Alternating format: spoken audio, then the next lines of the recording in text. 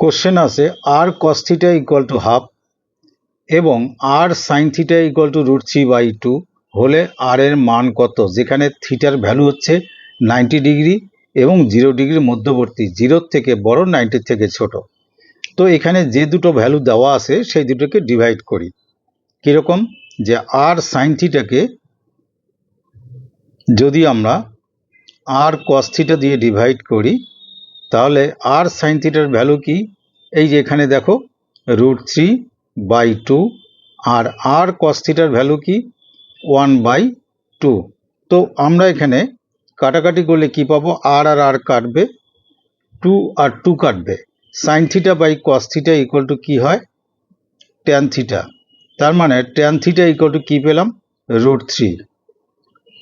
তো tan theta equal two √3 পরিবর্তে আমরা কি লিখতে পারি, ট্যান 60 ডিগ্রি।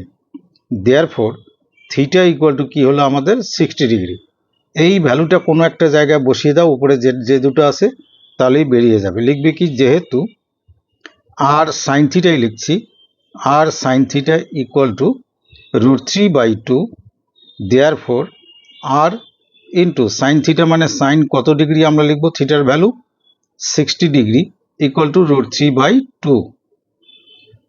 তো আর সাইন 60 ডিগ্রি ইকুয়াল টু কি, √3/2 ইকুয়াল টু √3/2।